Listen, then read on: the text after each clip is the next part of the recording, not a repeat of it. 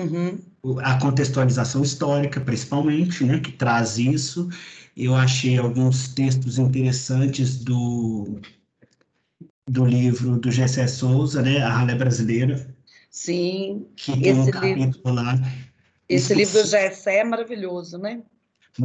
Tem um capítulo específico sobre o ensino, né? Sim, Não especificamente o ensino superior, mas mas o ensino em é um link, geral. né? Porque naquela época não tinha muito essa divisão, pelo que deu para entender, né? De básico, fundamental, como nós temos hoje, né? Não. E superior. Inclusive, por exemplo, a experiência inicial que ele deu dos ensinos de filosofia e de teologia, Sim, né, sim. pelo colégio jesuíta, assim, é um colégio e não é o ensino superior como a gente vê hoje, né? Salvo engano. É, a questão a questão da colonização portuguesa e da colonização na América Espanhola, essa diferenciação o atraso que nós temos na, na, Uhum. na fundação, na constituição das universidades, né? E isso você percebe muito quando você conhece latinos da América Espanhola, né? Que Uhum. a gente nem se considera latino-americano, né?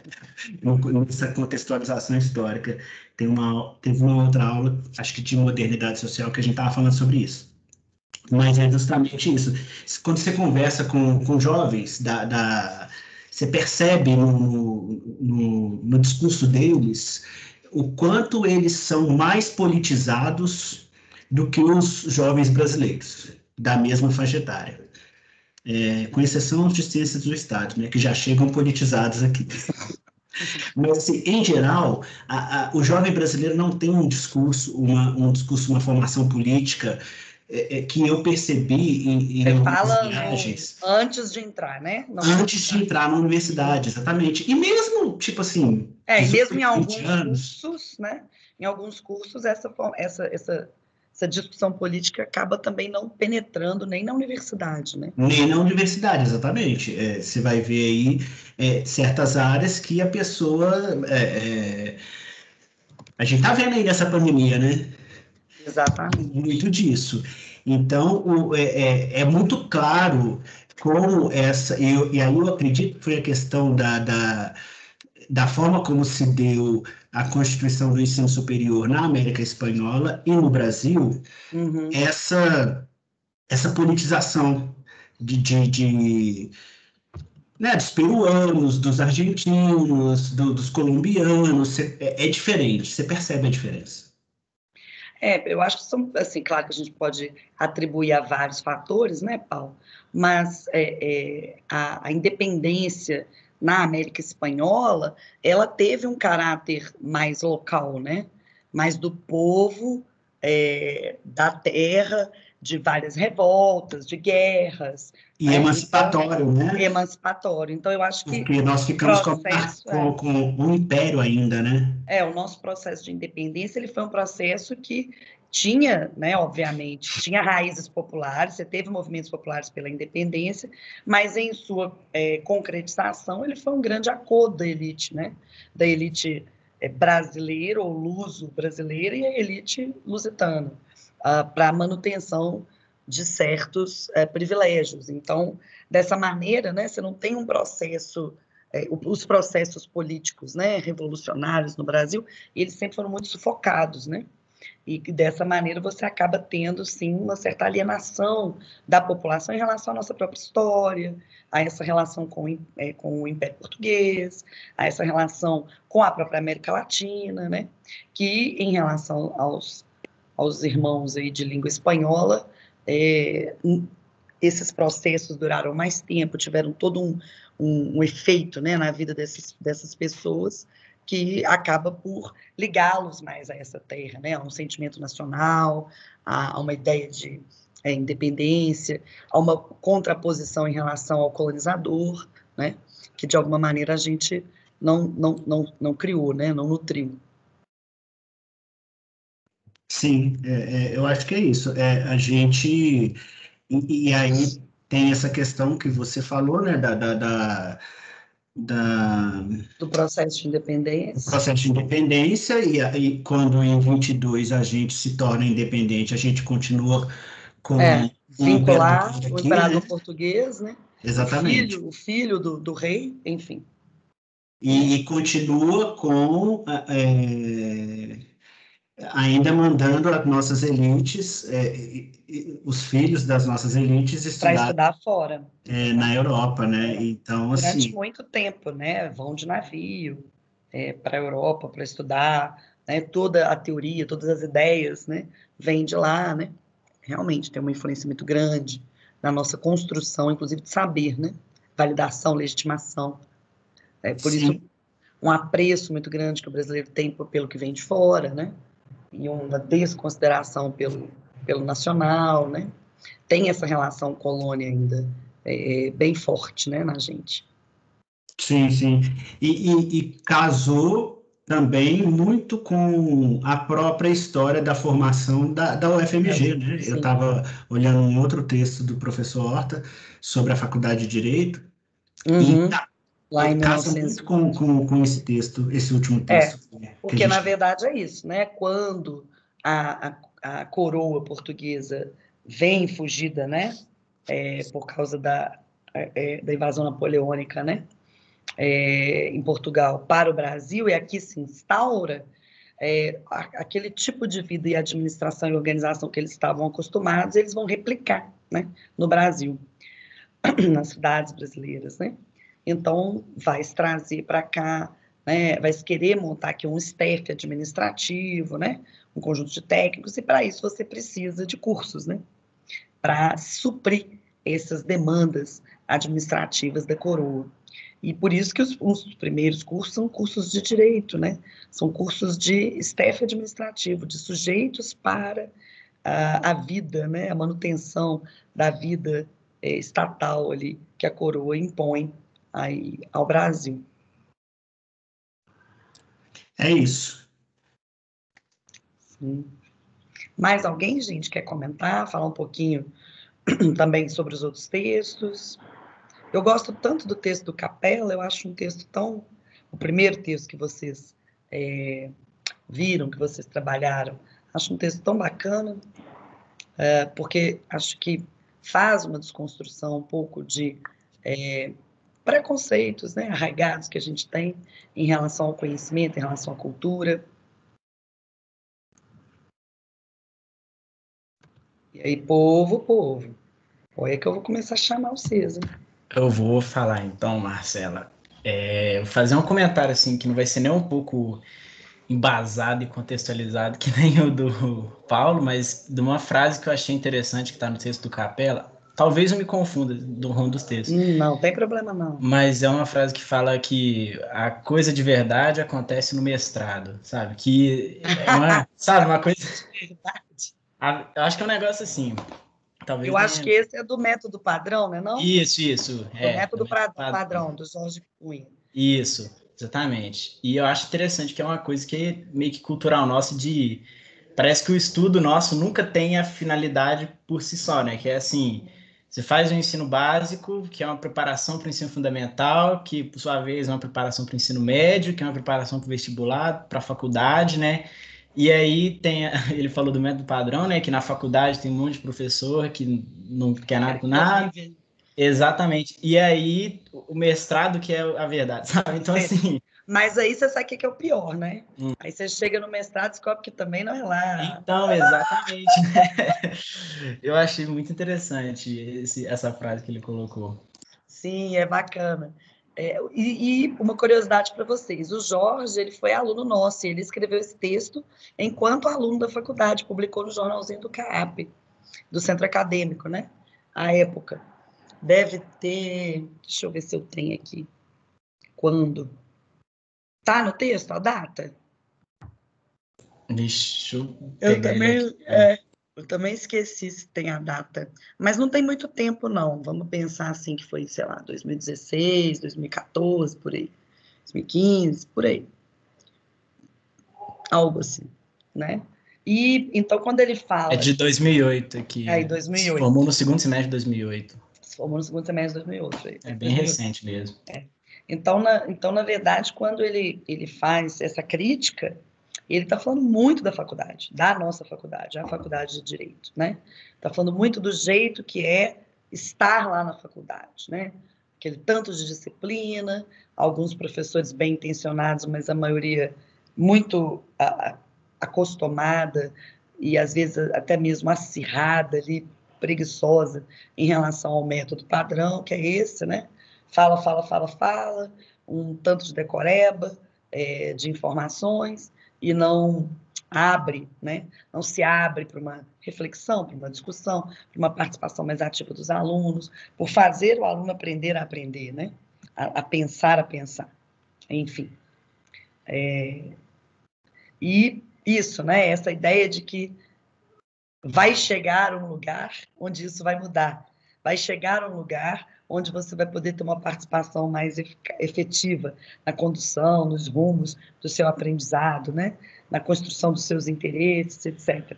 E que, na verdade, o que a gente vê é que nunca chega, que esse método vai se perpetuando nos vários níveis, né, que a gente ocupa. E, de alguma maneira, é um método muito parecido, assim, muito inspirado nessa história que o Paulo estava falando do último texto mesmo, né? Que é a influência, a história portuguesa, porque se vocês forem, né, se fizerem mobilidade, forem para as universidades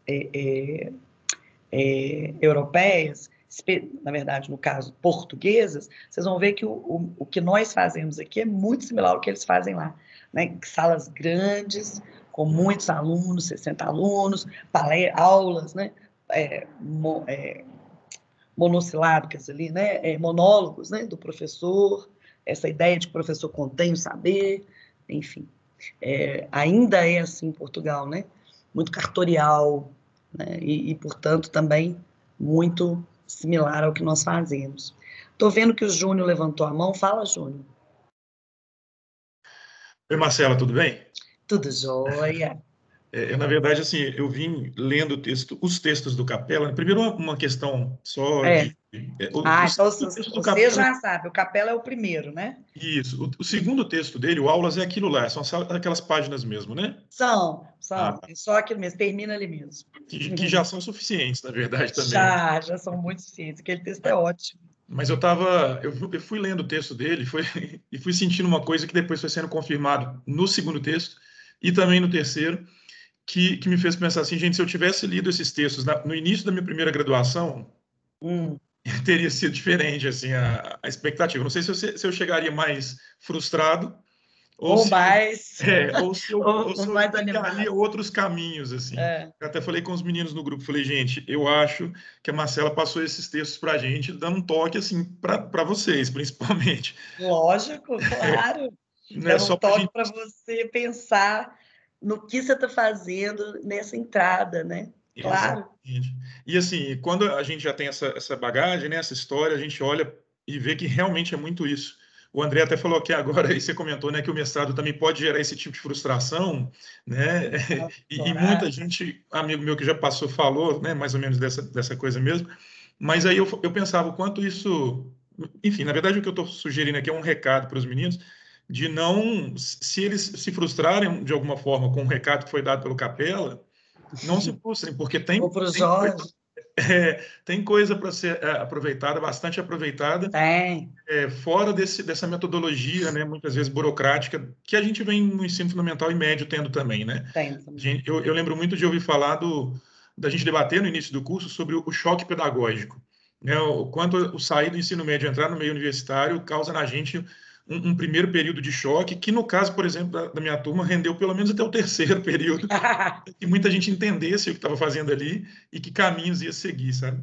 Então, os textos, eles trazem uma contribuição muito grande, ainda que tenha ali uma certa militância, né? Por exemplo, no caso do Capella, ele está militando mesmo, né? No sentido do convite ao engajamento. Está falando do Jorge Cunha, né, Conrado?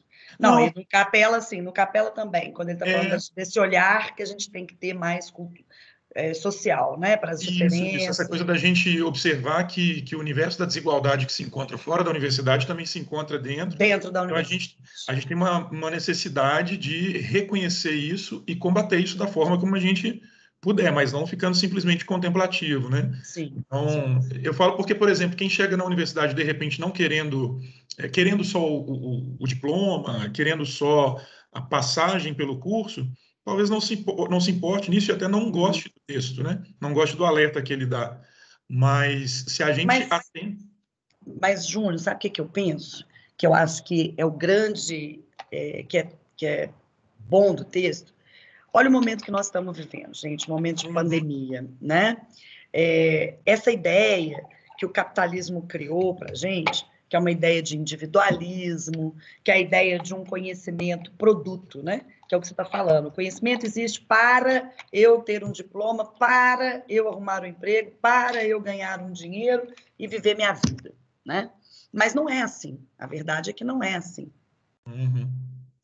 Quando a gente chega diante dessas crises, né? Que é como é a pandemia hoje, uma crise ferrenha dos modelos de organização que nós construímos culturalmente como hegemônicos, né?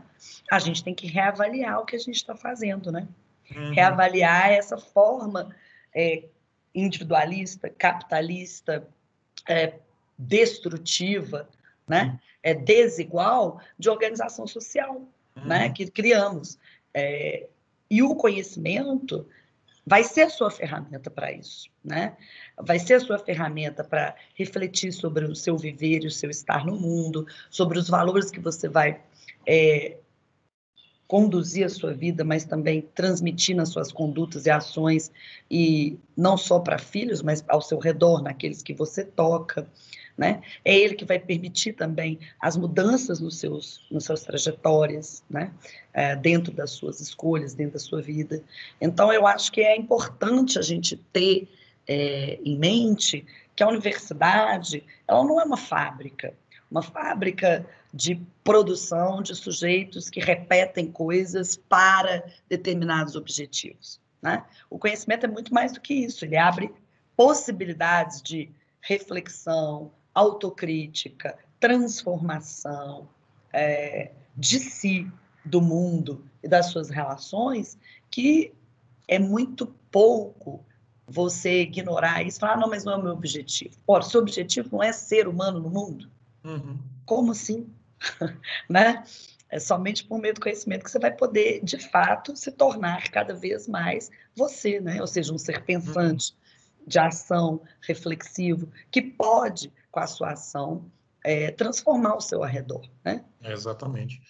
Nesse sentido, eu acho o texto muito interessante. A proposta de desconstrução que o Capella faz é muito legal. O desabafo, eu senti um certo desabafo do autor do terceiro texto, agora me esqueci o Jorge Cunha.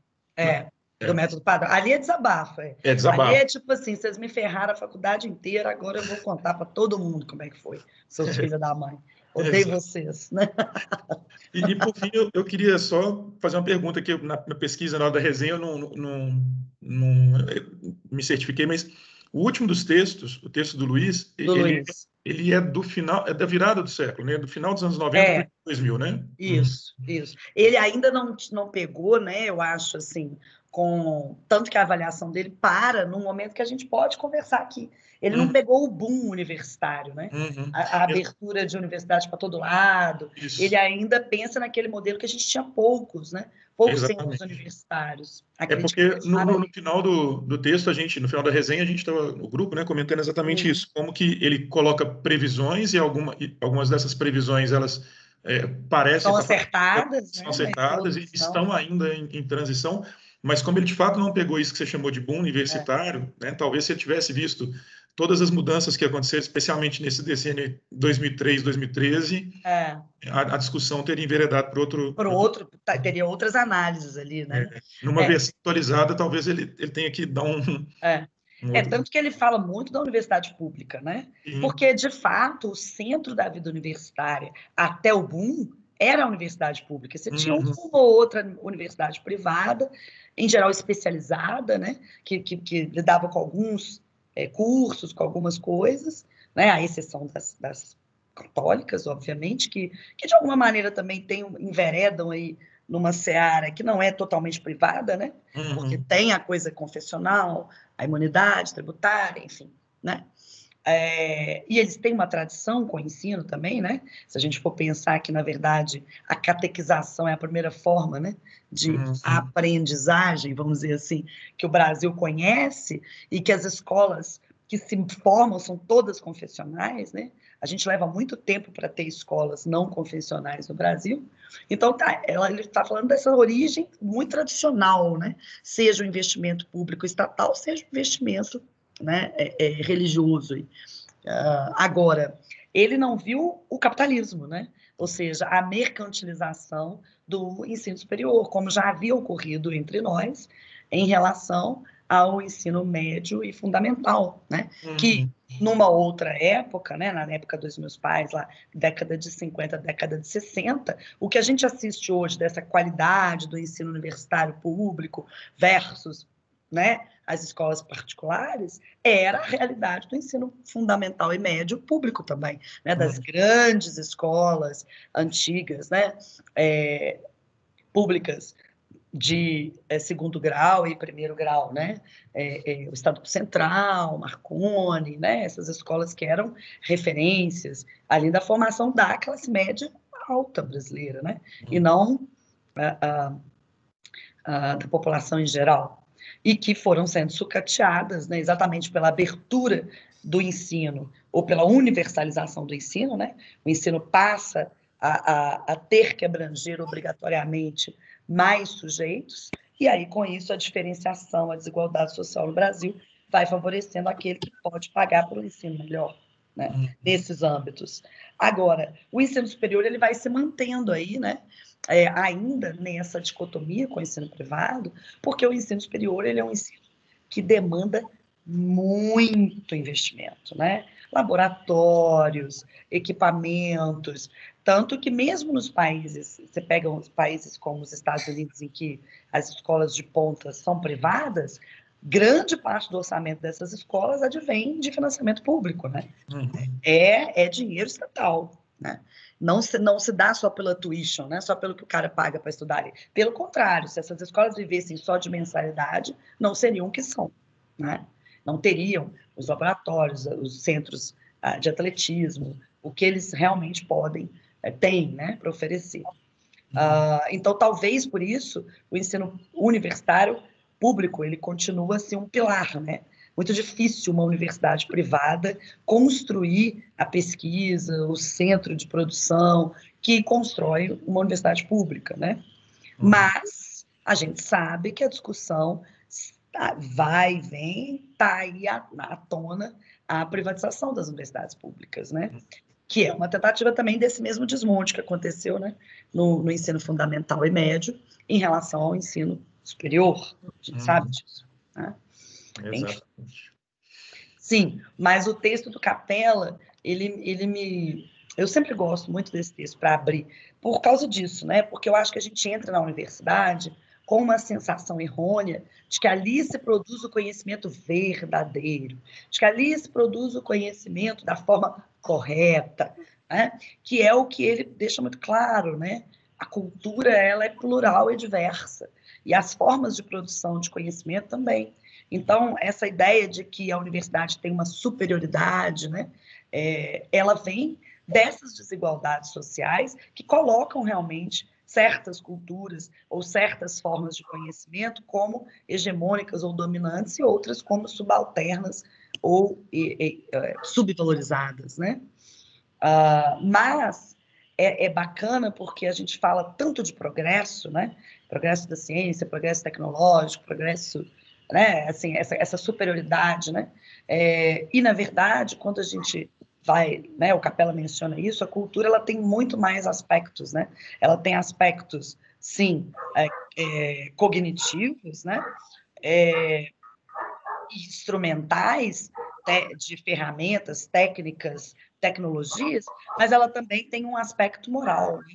Um aspecto daquilo de prosperidade que a gente produz nas relações sociais, nas relações humanas, né? Na nossa interação com o que a gente deixa, né, de aprendizado. E aí, isso eu acho muito interessante, porque a gente pensar, como ele mesmo fala, né, que às vezes uma cultura muito rica em conhecimentos instrumentais, técnicos e tecnológicos, é uma cultura muito pobre do ponto de vista moral, né? Hoje, a gente pensando em as nossas sociedades ocidentais, a gente poderia dizer isso, né? Uma reavaliação do aspecto moral da cultura ocidental. Acho que, do ponto de vista técnico, científico, tecnológico, a gente chegou na Lua, em Marte, né? Mas, do ponto de vista moral, o que nós estamos produzindo? Isso ainda, né? Exploração, dominação, escravidão, morte, guerra, violência, uma exploração predatória do planeta e de outros seres humanos. Do ponto de vista moral, a gente poderia se considerar uma cultura bem pobre, né? Individualista, focada na aparência, focada no dinheiro, né? Em bens externos, que ainda não, que deixa queimar um museu, né? No Rio de Janeiro, que despreza o conhecimento, né? O grande ditado americano, né? Those who can do, don't teach, né? Those who can do, those who can't teach. Ou seja, aqueles que conseguem fazer, produzir, né? E aqueles que não conseguem vão ensinar. Como se o conhecimento fosse algo de sua menor importância. Né? Mas numa cultura capitalista, claro, né? Ele está a serviço do dinheiro também. Todos estamos, tudo está, né? Tudo se mercantiliza. Eu falo que a gente é um grande Big Mac, né? Tudo vira linha de produção. Mais um! Sai um Big Mac aí, gerência. É a mesma coisa com o conhecimento, com a ciência, né? Sai mais um artigo, sai mais um... Não importa tanto mais o que se sabe, o que se divulga, a qualidade, o tempo. Importa o que se produz nesse tempo, né? E a gente vai ignorando essas diferenças que estamos produzindo e que estão nos matando, né? A pandemia deixa isso muito claro. A gente cria uma cultura predatória e desigual, né? E aí, vejam, a minha filha é pequena, né? Ela tem agora 9, vai fazer 10. Mas ano passado, durante a pandemia, né, ela veio me perguntar assim, mas para que os chineses estavam comendo morcego? Eu falei, minha filha, porque você tem que pensar que grande parte da China vive uma miséria absoluta. Por isso que você come morcego. Eu falei, bebê, se tivesse vaca gordinha para todo mundo, porquinho gordinho para todo mundo, ninguém estaria comendo morcego. É um bichinho desse tamaninho que deve ter um dico de carne, né? Obviamente. Mas, quando você está na fome, meu bem, você come até terra, né? A fome e a miséria, né, elas produzem um desespero, né? E você vai comer o que puder, o que tiver pela frente.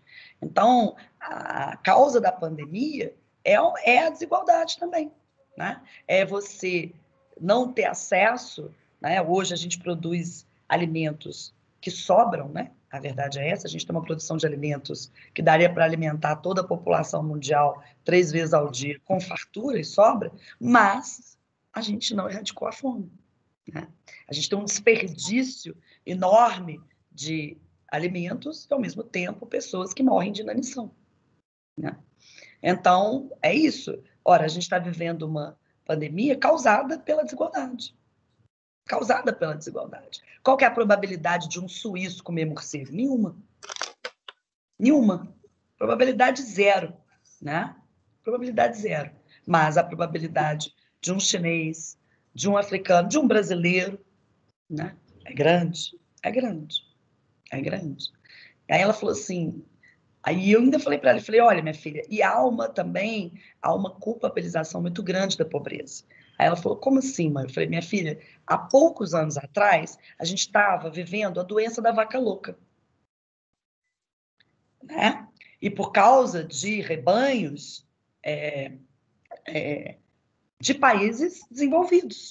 Rebanhos mal cuidados, mal higienizados de países desenvolvidos, mal alimentados, né? Confinados, né? Pela forma da nossa criação. E veja a diferença do discurso. Né? Ninguém saiu por aí gritando que tem que matar francês, porque francês está arrebentando espalhando doença pela carne para o mundo todo, né? Então, é um fato que também a gente tem que prestar atenção, né? As desigualdades, elas produzem entre nós, ela não é só uma questão de um dever moral, de caridade, porque seria melhor o mundo assim. Não, elas geram inúmeros problemas, inúmeros atrasos, inúmeras impossibilidades, né? No mundo como um todo. E nós estamos vivendo as consequências disso, né? As consequências de escolhermos viver numa sociedade que ignora esse abismo, né? Social, essa ferida moral, né? Essa enorme concentração de renda dos 10% mais ricos do mundo e a disparidade, né, de vidas e possibilidades dos demais. Tem mais umas mãos? Eu acho que estou vendo umas mãozinhas aqui, deixa eu ver.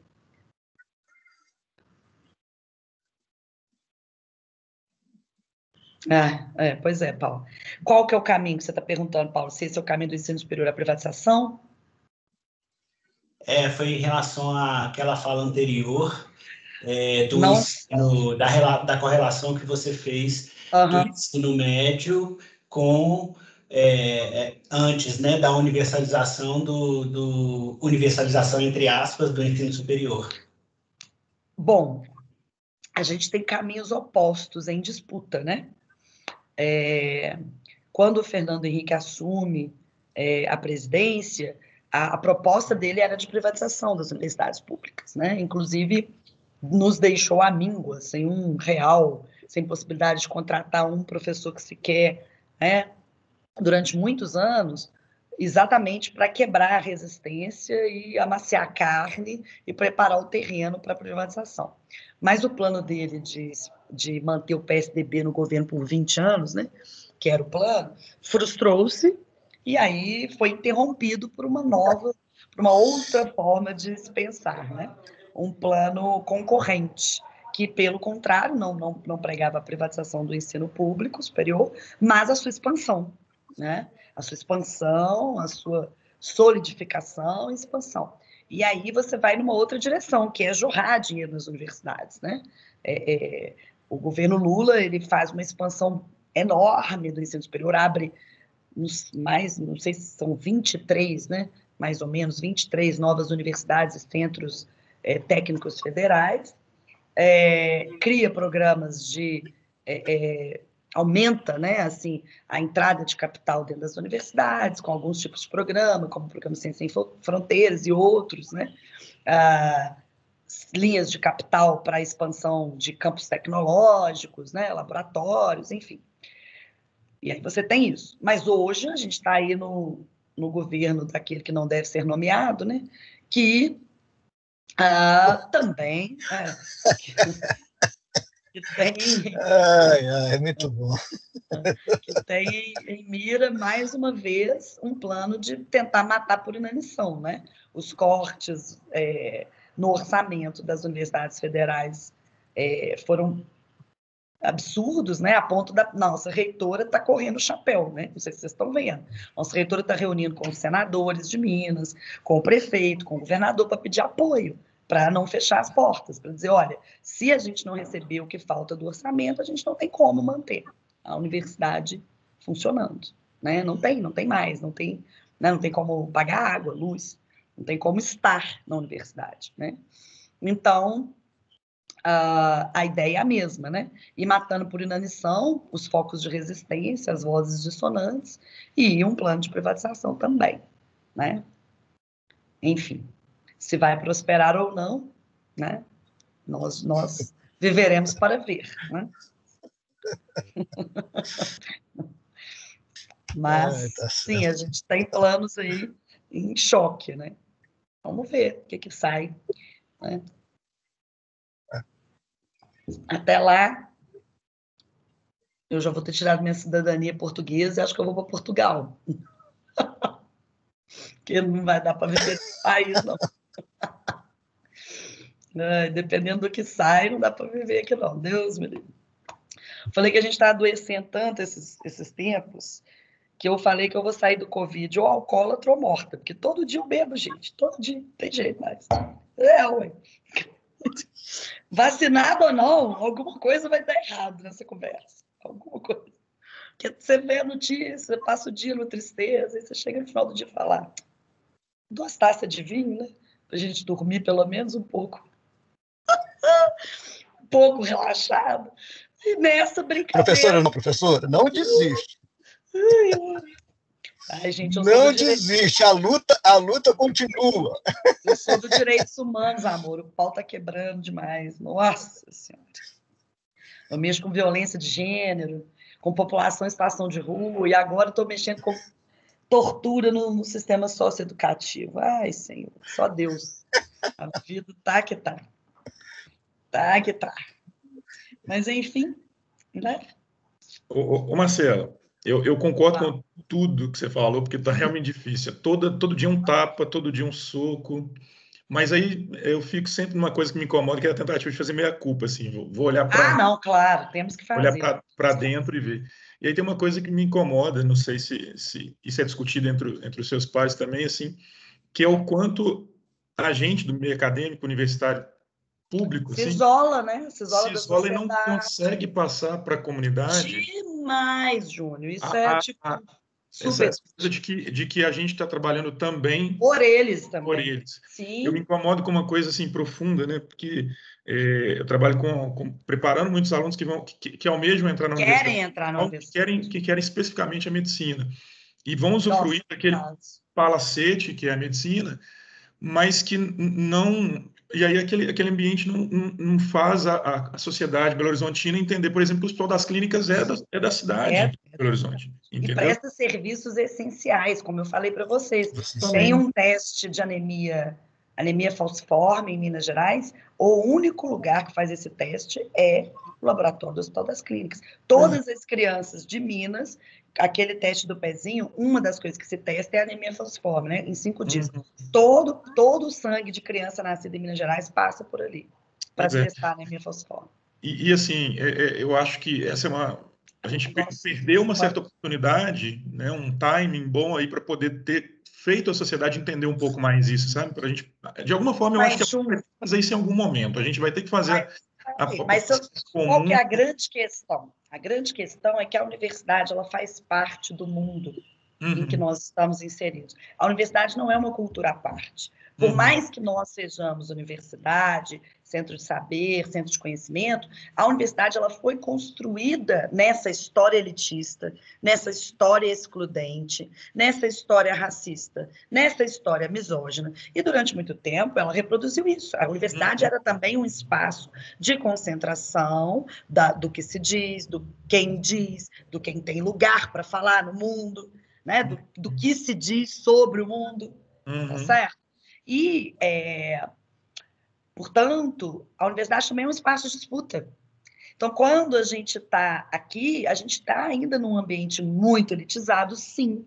Não são todos os cursos? Não. Você tem cursos que, até pelo desprezo da elite, sempre foram mais populares, né?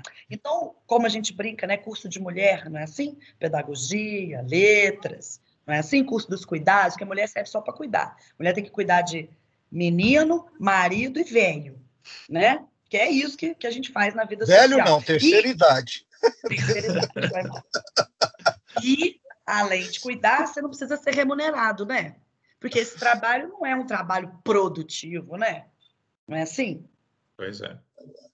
Eu gostaria de saber qual que é, né? Ficar coçando o saco na frente do computador e jogando Dota, igual que eu vejo a maioria dos homens fazendo. Eu queria saber qual que é o produtivo. Mas tudo bem. Enfim. Ô, professora, eu tenho algumas observações para fazer. Estou zoando, né, gente? Não é todo mundo, claro. É só para gerar... Mas só para fechar. Então, o que acontece? Você vê que a abertura da universidade, gente, ela foi dificílima. A abertura da universidade para outros setores que não eram, assim, o público que a elite queria na universidade ela vê, vocês sabem a porrada que foi, a crítica que foi, até hoje a disputa desse discurso, de que caiu a qualidade, que a universidade pública agora é uma baderna, porque deixou entrar qualquer um, que acabou o mérito, e pum. Então, esse ainda é um espaço tenso, extremamente conflituoso, sabe? Então, do mesmo jeito que você tem dentro da universidade, os professores que estão aí, olha, tem que mudar esse ensino não pode ser reprodutivo de ideias, a gente tem que fazer vocês meninos pensar, vocês meninos têm que sair daqui crítico, olha, tem que entrar mais gente na universidade para ter outras falas, para ter outras vozes, para a gente descobrir outras histórias, não só aquela, né, que nos foi dita ser a única história. Olha, tem também o cara que quer manter. Tem também, a gente tem muito professor que essa bosta, ficou assim, vou ferrar aluno mesmo, porque tem que sair esses ruins, eu não sei. Tem também. Não é um espaço único, entende? Ela está no mesmo mundo. Então, tem elite, tem aristocrata, tem bancada da bala, tem também. É mais difícil para ele, dentro da universidade, falar essas coisas assim, vomitando, né? Igual que o povo faz em Instagram, Facebook. Ele tem que dar uma dourada na pílula. Todo dia ele doura, né, gente? Todo dia ele vai lá dar uma douradinha, fazer de conta que não é isso que ele está falando, não. Que ele está falando de liberdade, que ele não quer o Estado intervencionista, blá, blá, blá, blá. Né? Vai lá mastigar a baboseira dele. Mas tem também. Sim, tem. Sim, tem. Né? Uai, no nosso programa de pós-graduação, principalmente nesses cursos que são as estruturas fundantes da própria universidade dessa elite, né? Que é o quê? Direito, medicina e engenharia. E heróis da resistência, do conservadorismo. É impressionante. A tacanhice que fica nesses lugares é uma coisa assim, que chega a doer na alma, né? Mas tem coisa linda também. Foi os cursos. É foda, o foda da contradição da vida, do mundo, da sociedade, dessa disputa de poder, de fala, dessa disputa de ideais, é porque ela é realmente assim, impressionante, né? Do mesmo lugar onde só vê cimento, brota uma flor, né? Então, você pega esses cursos de medicina elitistas para um caralho, são eles que vão, assim, é dentro deles, mas é dentro deles, lá da década de 50, 60, 70, que vai surgir o movimento pelo SUS, pela saúde universal, pública e gratuita para todos no Brasil, pela construção de um sistema de base, então, assim, no sangue mesmo, entendeu? Tem. É desses cursos também que surgiu os programas como Programa Saúde da Família. A ideia de uma saúde coletiva, que saúde não é um negócio que eu vou lá, pago e você me dá um remédio, mas é uma prevenção, é um estar na comunidade, é saber os problemas ali locais, quem que são essas pessoas, é acompanhá-las, quer dizer, é isso, é a mesma coisa do direito, né? É desse lugar de pessoas malucas, porque são muito malucos, desembargadores doidos, né? Juízes doidos, um monte de gente doida que estuda naquele lugar, mas é desse lugar que se constrói toda a luta pelos direitos humanos, que se constrói toda a luta pela, né, combate à violência contra mulheres, e por aí vai, entendeu? Então, assim, é doido, mas é isso aí. É diverso, né? Então, é um espaço.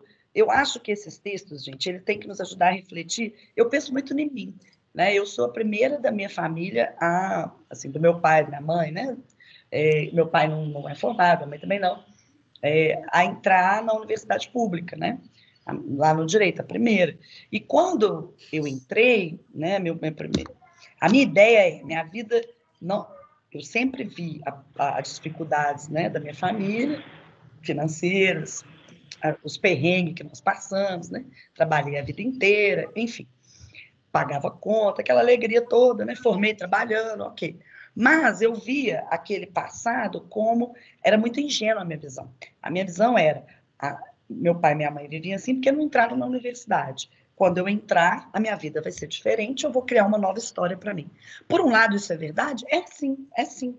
Ter entrado na universidade rompeu, sim, com uma estrutura e me abriu outras portas e que abriu para os meus irmãos, óbvio. Eu não vou tirar isso não, tá, gente? Mas a minha visão era muito idílica. A universidade era um espaço do saber. Eu quase via lá, né, os gregos andando pelos jardins, discutindo. Era isso, eu ia chegar na universidade pulando os jardins, todo mundo lá refletindo, filosofias, comendo sopa, né?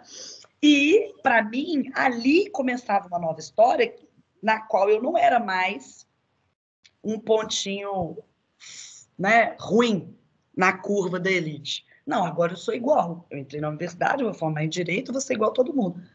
Porra nenhuma, né, gente? É aquela velha história, amava porra nenhuma. Porque, no fundo, muito bom. Você chega ali de um lugar que não é o lugar da maioria que sempre ali pertenceu. Quando eu entrei na minha sala do curso de Direito da UFMG, todo mundo que estava ali já se conhecia, com pequenas exceções. Por quê? Porque todos eles vêm dos mesmos lugares. Eles moram nos mesmos bairros, estudam nos mesmos colégios, frequentam o mesmo clube, namoraram entre si antes, conhecem os pais uns dos outros, um já é médico não sei aonde, que é médico do outro, que é juiz ali, que arrumou um estágio para o outro. Entendeu? Você entra numa sala onde tem todos os menininhos do Loyola, os menininhos do Santo Antônio, os menininhos do Santo Agostinho, e todo mundo já se conhece há anos. Eles se conhecem de pré. Eles, entendeu? São crianças que estudaram juntas no maternal. E tá todo mundo lá, e todo mundo frequenta a casa. Então, você fica de fora do mesmo jeito, colega. Você tá de fora do mesmo jeito. Você continua num espaço que não te pertence, que você tem que ficar socando a porta todo dia para entrar em várias coisas, né? Eles já sabem, todos os pais deles já eram formados, conhecem a universidade, sabe que tem pesquisa, que tem isso, que tem aquilo. Você entra assim, né? Que porra onde que vai para fazer isso? Como é que é o negócio? Entendeu? E ainda trabalhando, que era o meu caso, estudava de manhã e dava aula de 2 até às 10, né? Que eu era professorinha de magistério. Enfim, e aí? Todos os projetos de pesquisa de extensão acontecem de dia. Tem de noite, não. Você vai fazer edital, vai passar, vai fazer como? Como é que você entende? Essas disparidades, elas estão aí, né? Não tinha financiamento para mobilidade internacional. Você quer sair fora do país, pagar do seu bolso, como? Né? E aí vai indo, quer dizer, você vai criando fossos dentro dos supostos espaços de conquista e igualação, né? A minha filha, mas aí é que está sempre a brincadeira do jogo, né? Quando a gente entra por uma porta, ainda que dentro dessa porta hajam outras tantas, você cria novos espaços para os que virão. O que transformou a minha vida, que talvez se eu tivesse outras possibilidades teria sido muito mais, mas enfim, mas o que eu já consegui de transformação, para minha filha já vai ser outra, ela vai escrever outra história, né? E assim vai. Mas deixa eu ver as mãozinhas aqui dos meus amores que estão toda Lívia, José Roberto, deixa eu ver quem mais está de mão de levantada aqui. Esse sistema me irrita, porque eu não consigo ver. Eu acho que só vocês dois, é a Lívia e o José Roberto.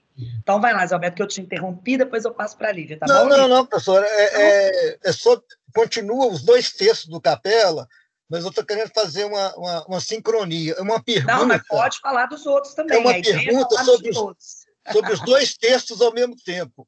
Sim. Com o advento da pandemia, vai mudar o sistema de aulas, aliás, está mudando. Está mudando. E também o segundo texto é as aulas, e o primeiro texto é a aprendizagem da aprendizagem, os bens da cultura. Bens da cultura. Vai estar mudando também os bens da cultura? Eu não sei. Porque, veja bem, deixa eu só florear. Uhum. Eu tenho uma filha que mora em São Paulo. Ela entrou na Samsung agora, recentemente. Fez 5 entrevistas em inglês. Inclusive, entrevista com o diretor foi a última, né? Depois teve, manda o currículo em inglês, manda não sei o que em inglês. Samsung da Amazônia. Não, sério, a empresa é a Samsung da Amazônia. É uma multinacional, porém... Depende de quem que é a Amazônia, né?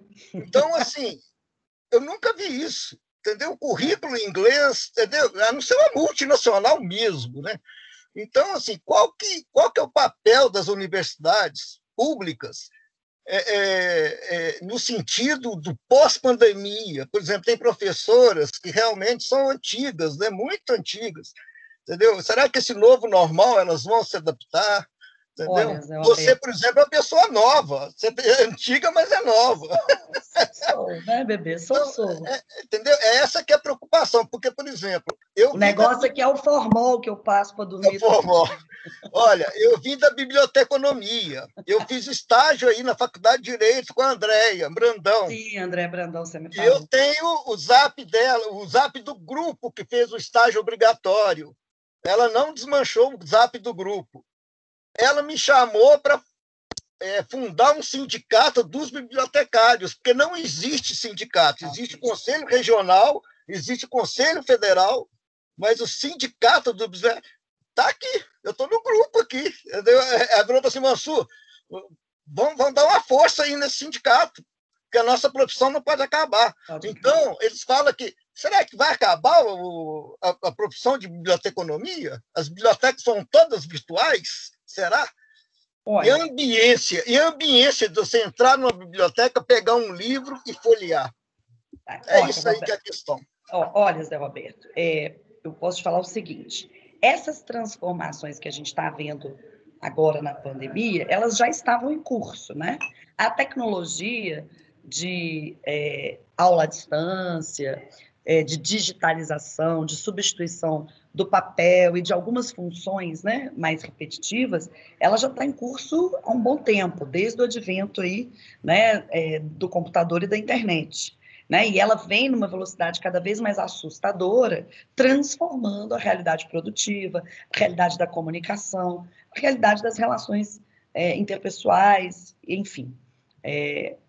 Contudo, o que acontece é que, assim, de alguma maneira, a gente tem sempre movimentos que vão e vêm, né? A sociedade, ela são duas placas tectônicas, né? Se chocando ou subindo, ou descendo, ou caminhando lado a lado. Quem estiver na frente vai embora. O que acontece?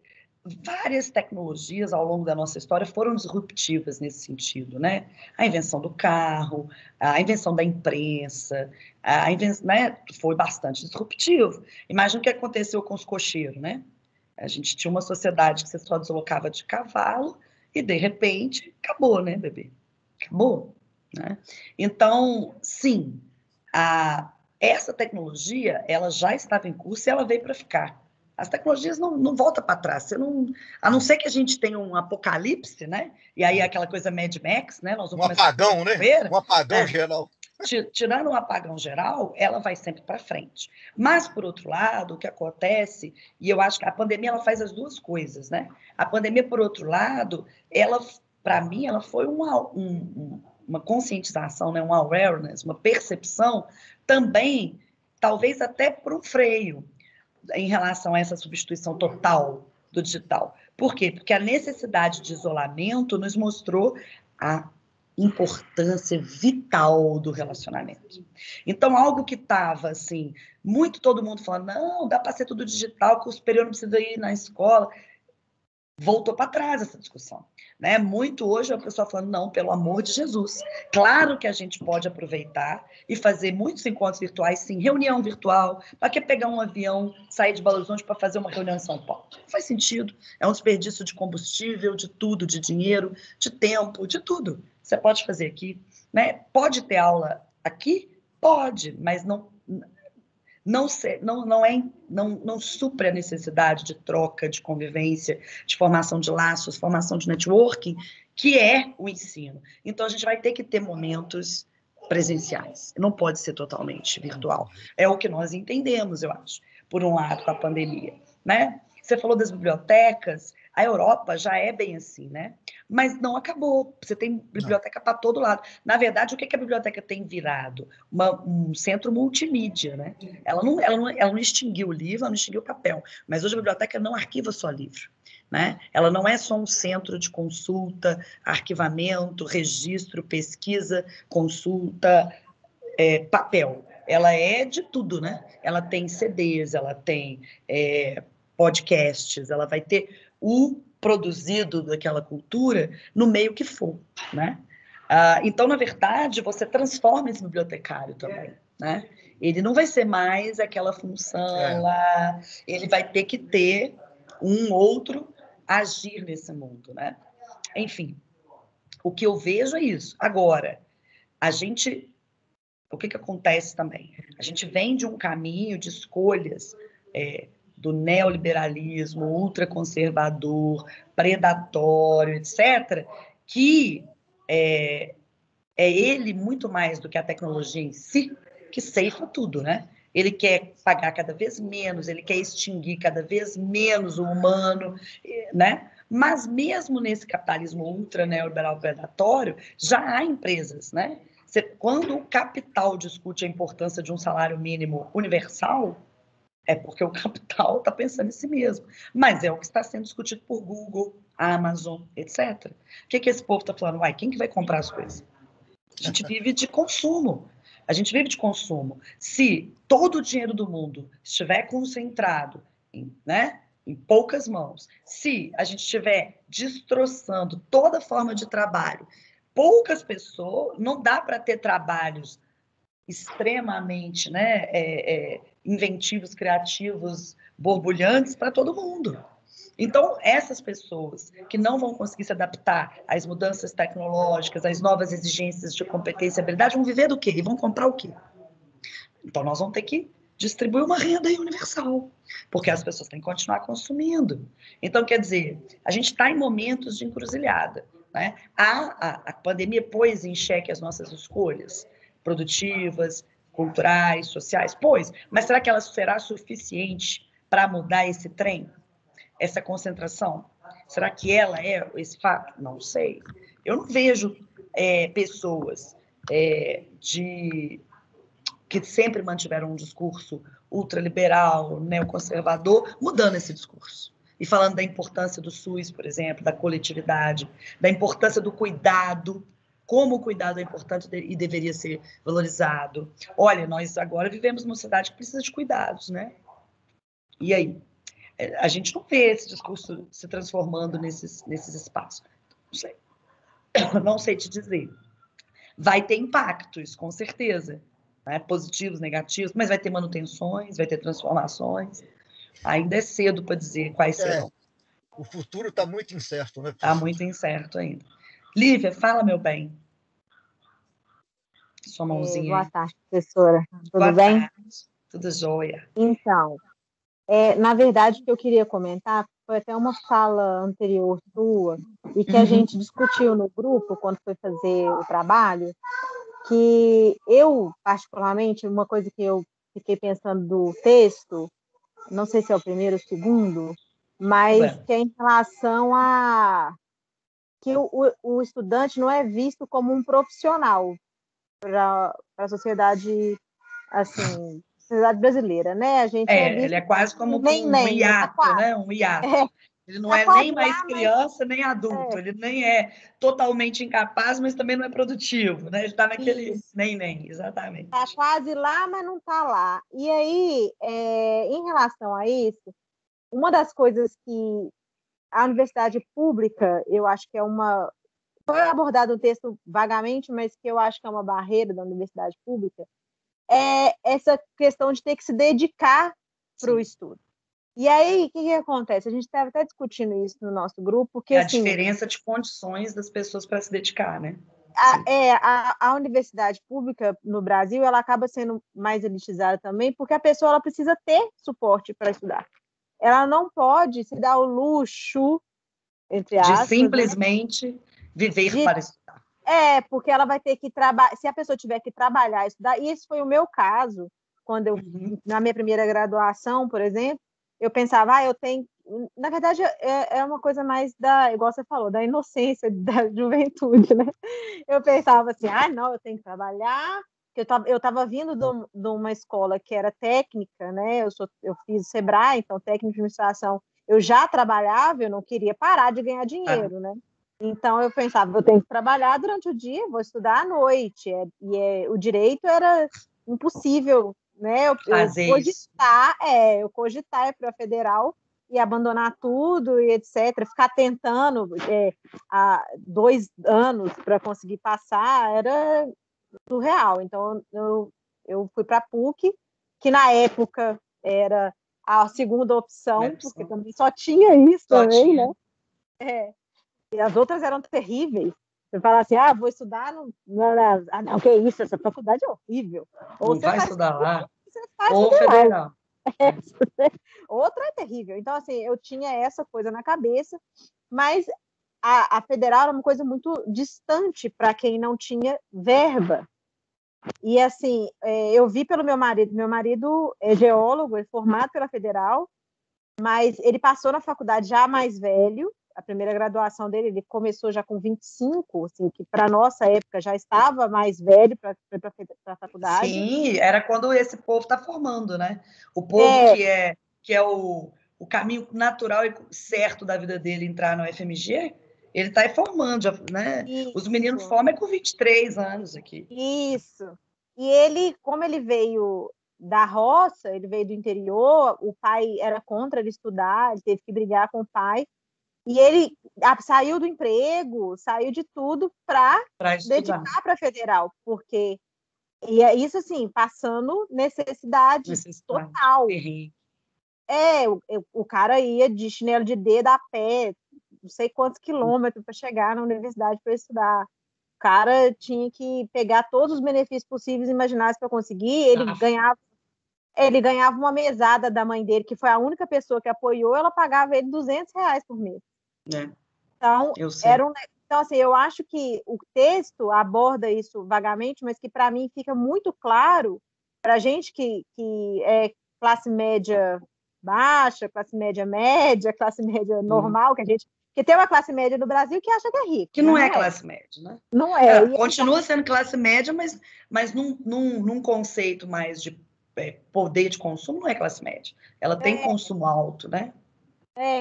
Então, assim, eu penso muito nisso, que sim. Eu tinha uma prima que fez medicina, mas a mãe, ela passou com 17 para 18 na medicina na FMG, mas a mãe, ela deu tudo para essa menina conseguir passar. Tudo, lógico. Ela investiu a vida inteira naquela menina. Não, o descompasso, ele é abissal, a gente sabe disso. Inclusive, as políticas de assistência da universidade, elas são uma tentativa de minorar isso, né? De aquela pessoa que não teve as mesmas condições, o mesmo caminho, que não pode ficar na universidade. Assim, a ideia de uma fundação Mendes Pimentel, que é a fundação de apoio ao estudante carente, é tentar minorar isso. Só que na medida em que você tem um governo que só vai tesourando, né, o seu poder também de fogo para dar essa assistência, ele vai cada vez diminuindo, né? E aí, realmente, o fosso, ao invés de diminuir, né, ou de se equilibrar, ele vai só se aprofundando. E é assim, sim. É porque você estava falando aí dessa questão também de... Desculpa, meu filho está gritando, mas é porque... Preocupa não, faz parte. Essa questão aí da faculdade de continuar público ou não, eu acho que tudo isso vai interferindo, inclusive a autoestima do aluno também, porque o aluno, eu namorava com ele quando ele estava estudando, e eu penso assim, uma pessoa que recebe R$200 por mês, tem o xerox, você tem tanta coisa, né, para gastar. E assim, aí o pessoal, né, quer confraternizar, os colegas pagam ali a cerveja, né?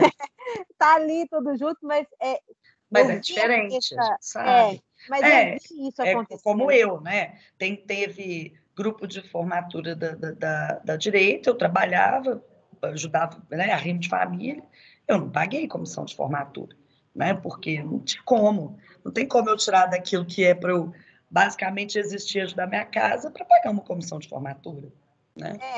Eu acho muito... E a gente vai vendo essas coisas. Claro. Você vive isso dentro. O tempo todo está marcado naquele espaço, no seu corpo, nos olhares, né? Tudo está marcado ali, né? Fica muito claro isso, assim, eu acho, para o aluno e para quem está perto, que é uma pluralidade, a universidade ela é aberta e plural, mas é uma pluralidade segregada, desigual. Sim, ela repete, né? Do mesmo jeito que é na nossa vida aqui fora, Você no seu prédio e sua faxineira lá na favela, a universidade repete os mesmos padrões, ela segrega, ela segrega muito os sujeitos ali dentro de acordo com esses fossos, essas desigualdades, né? Eu não estou dizendo com isso, professora, que eu acho que a universidade ela não é capaz de quebrar essa barreira. Não, nem mas eu acho que o aluno que vai conseguir fazer isso, como foi o caso do meu marido, que quando ele conseguiu, chegou o primeiro salário dele, nossa senhora, esse menino até chorou na hora que ele viu o salário de geólogo, meu Deus do céu. Sabe, a pessoa fala, nossa, ganhei isso tudo, meu Deus, assim, para quem recebia primeira nada. Vez na vida que você ganha um dinheiro, né? A pessoa fica assustada, mas não é isso. Eu acho, assim, que, para além disso, são poucos as pessoas que só pelo estudo vão conseguir também, sim, sabe? Claro. Porque você não frequenta os lugares, você não teve, na sua infância, todo aquele investimento para você estar ocupando aquilo, para você ter até a autoestima de falar assim, eu vou passar na medicina, eu vou passar no direito. Sim, você nem sonha com isso, né? Isso nem entra no seu horizonte. Nem passa pela sua cabeça, pelo menino que está lá, coitado, tendo que trabalhar lá, trabalha na Aspron, depois vai fazer não sei o quê. Esse menino, às vezes, ele não tem nem esse sonho, porque ele pensa, gente, é surreal eu conseguir ficar na universidade de manhã até de noite estudando. Olha, se eu te falar a verdade, esses meninos acham que a UFMG paga. A minha faxineira foi descobrir que a Universidade Federal é pública e gratuita comigo. É tão inacessível para eles, está tão fora do mundo deles, que a visão deles é assim, é paga e é a mais cara. A ideia deles é assim, é como se eu estudasse, entendeu? Sabe o Loyola, o melhor colégio de Belo Horizonte? Ali eu não posso. Então, a ideia deles de uma universidade privada é porque, essa cabe no meu bolso, ela divide e tal. A ideia deles é de um ensino caro, pago, que só pessoa rica pode custear, né? Você vê o grau de desinformação que há, né? E o fosso que há nas expectativas, nos sonhos, naquilo que, de fato, a pessoa vê para si, né? Ela nem se imagina naquele lugar. Sim, ainda é assim. E por isso que a gente tem que ver essas coisas, né? Porque eu acho que é muito torpe a gente entrar num espaço de saber que se pretende formar cidadãos e sujeitos para estar no mundo e fazer parte dessa sociedade que não tem essa noção, né? Porque mesmo nós, eu falo, minha família é pobre, né? Assim, eu trabalhei a vida toda, sempre ajudei, paguei conta, etc. Mas eu tenho que reconhecer os meus privilégios ainda. Eu sou branca, entendeu? Eu nunca tomei geral na vida, né? Eu nunca fui hostilizada pela polícia ou pelos demais se eu estivesse andando na rua de noite sozinha, né? Ainda que houvesse o outro fato de ser mulher, mas ainda uma mulher branca, né? É outra conversa, né? Minha mãe não é faxineira, minha mãe era dona de casa, mas meu pai não era formado, mas meu pai trabalhava técnico, né? Na Prodenge, né? Eu nunca morei na favela, eu nunca vivi tiroteio, né? Eu nunca vivi violência física dentro de casa, né? Se dedicar ao estudo, né? O meu pai e a minha mãe sabiam ler e escrever, né? A gente aprendeu a ler e escrever com meu pai, que não fazia prezinho, né? Porque era caro, mas aprendeu a ler e escrever com meu pai. Eu entrei na primeira série sabendo ler e escrever, né? Meus pais, apesar de não serem formados, vinham de uma família que tinha professores e tal, então era uma família culta, uma família de leitura, uma família, né, de culta nesse sentido da cultura hegemônica, que conhecia certas coisas, conhecia a música estrangeira, sabia, reconhecia uma palavra ou outra em inglês, sempre falou, vocês têm que dar um jeito de aprender isso aí, enfim. Então, você tem informações ali que um outro sujeito não vai ter ainda menos, né? Então, eu reconheço, eu não me coloco... eu entendo as limitações que tive e que, de alguma maneira, me tolheram o meu horizonte, as minhas expectativas. Eu nunca pensei em fazer intercâmbio, né? Assim, não era possível, não existia no meu horizonte, né? Então, assim, eu nem imaginava que era algo que fosse possível, né? Como os meninos que já entram, assim, tem menino que já entra na universidade já tendo feito 2 intercâmbios antes de entrar na universidade. Quando ele entra na universidade, ele já está procurando outros, né? E aquilo ali para mim era totalmente fora do meu horizonte, né? Enfim, mas eu então entendo essas limitações e sei as que sofri, mas sei que elas também não são as mais limitadoras que existem aí, né? Então, eu acho que essa percepção é importante, né? A gente se perceber num ambiente diverso, desigual, ainda muito desigual, que luta, que tem tentado lutar contra essa desigualdade, se abrir para o mundo, mas que ainda enfrenta dificuldades, obstáculos, inclusive resistências nesse processo, né? E reconhecer esse espaço que a gente ocupa, inclusive aí dentro, né? De onde a gente vem, qual é a nossa história, quais foram os privilégios que me garantiram chegar até aqui, quais foram as limitações e os obstáculos que estão limitando o meu horizonte de expectativas em relação a isso aqui, né? Também. Eu acho que é importante. Por isso essa ideia, né, gente? A gente fez uma discussão sobre o ensino, sobre o que é a universidade, o que é o ensino universitário, como é que ele se coloca, como que ele se constrói, mas uma discussão mais ampla, que não é basicamente virar para vocês, não, então na universidade você vem aprender uma ciência, uma profissão, você tem aula, não. É discutir o ensino enquanto algo entranhado nessa cultura, parte dela, tanto uma ferramenta de transformação, mas também uma ferramenta de reprodução. Ela é uma ferramenta de transformação social? Mas também é uma ferramenta de reprodução dos poderes. Ela também é utilizada para a manutenção do status quo, para manter as diferenças. Como tudo, né, na nossa sociedade.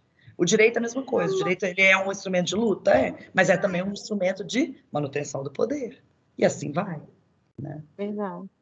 Mamãe, oi, tudo bem? Olá, tudo jóia? Ele tá querendo falar do dinossauro. Não, agora não. Deixa eu ver o dinossauro. Pronto, agora vai lá. Já viu, a professora já falou do dinossauro. Então, mas eu concordo com você, professora, inclusive em relação também à especificação de matérias. Assim. Eu acho que a faculdade... a escolha de currículos, né? Os horários dos cursos, né? Entendeu? Tudo isso são escolhas, você percebe? São escolhas que vão segregar ou não, que vão incluir ou deixar de fora. Excluir a camada da sociedade. E a faculdade particular, eu acho que, em tese, eu não participei do direito na UFMG, mas eu assisti a aula de mestrado do direito, eu sei que é diferente da graduação para o mestrado, mas quando você vai notando as diferenças dos professores, você percebe que a faculdade particular, ela quer formar o advogado, vai para o escritório hoje. Você começou a faculdade hoje? Semana que vem você procura estágio, vai fazer. É um ensino técnico ainda. Ele não tem essa visão reflexiva, crítica. Para você ter uma ideia, eu não reclamo da minha universidade. Eu sou muito feliz na PUC, sou muito grata pela PUC, sou muito feliz mesmo de ser formada pela PUC. Porque a PUC me fez o que eu sou hoje e eu amo. Te deu as oportunidades que você teve. Eu sou advogada, assim, de amor mesmo, que eu gosto muito de ser advogada. Mas a PUC, para você ter uma ideia, eu passei na UAB, eu estava grávida de 9 meses. Eu não estudei. Porque você foi massacrada para passar na UAB.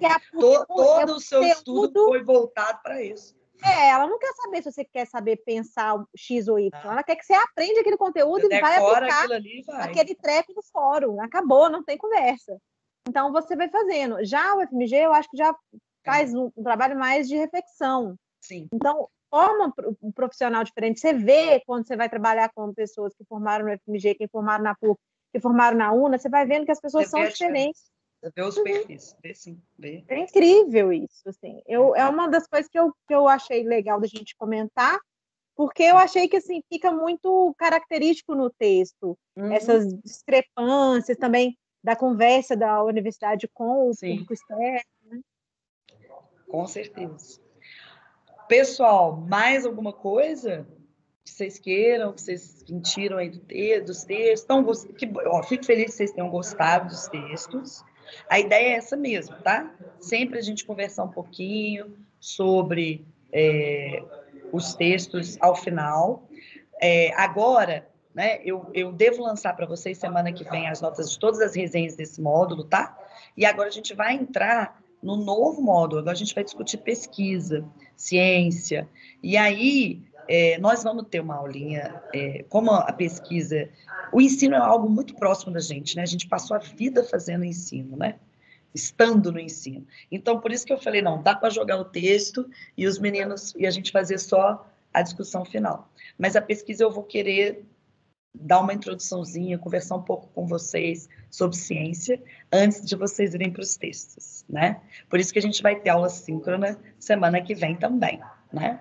Se eu não me engano, deixa eu ver se eu tô falando bobagem, mas acho que não estou, não. Acho que eu estou falando tudo direitinho, por enquanto. Deixa eu ver, junho, hoje a nossa aula do dia 24, aí dia 30 nós temos uma aula síncrona e dia 1º também, né? São 2 aulas aí para a gente conversar um pouco mais sobre pesquisa, para eu dar uma introdução para vocês, tá bom? Mas depois aí vocês já voltam para o esquema dos textos também, que são textos também que vocês vão gostar, né? Sobre pesquisa científica, sobre métodos, textos até meus que eu fiz aí para ajudá-los, porque são textos mais simples, né? E depois a gente vai falar de extensão. E vamos, de alguma maneira, fechar nosso semestre aí, tá?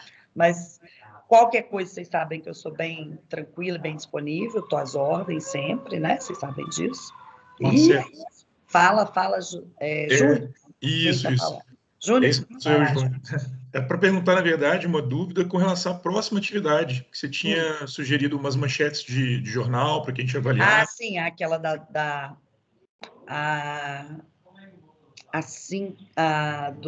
cadê?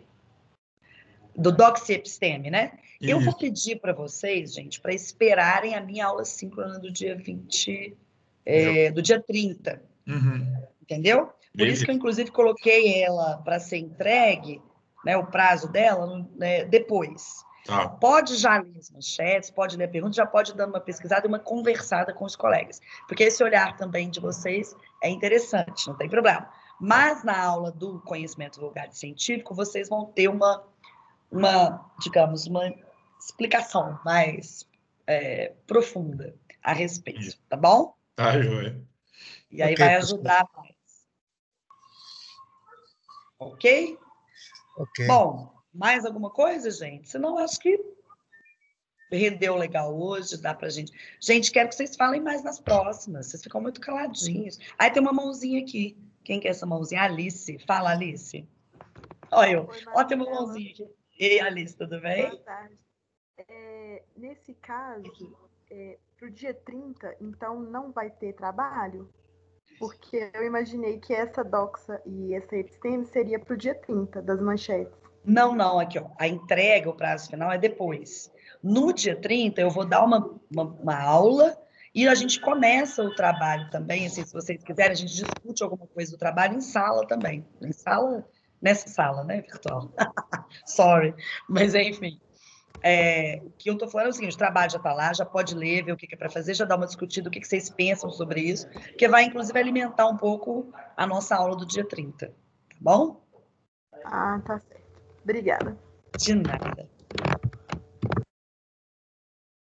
Então, é isso, pessoal. Querem comentar mais alguma coisa? Não? Tranquilo, meu povo? Então é isso. Então hoje a gente encerra um pouquinho antes, mas eu sei que é assim mesmo, né? Aulas que a gente vai ter debate, comentário, elas são mais dinâmicas, né? E costumam encerrar um pouco antes mesmo. Espero que vocês tenham gostado daí da discussão, que saiam dela com várias reflexões e questões para as próximas, tá bom? Beijo a todos. Até mais. Até mais, professora. Valeu mesmo. Até mais, professora. Obrigada. Obrigado. Tchau. Boa tarde aí para vocês todos.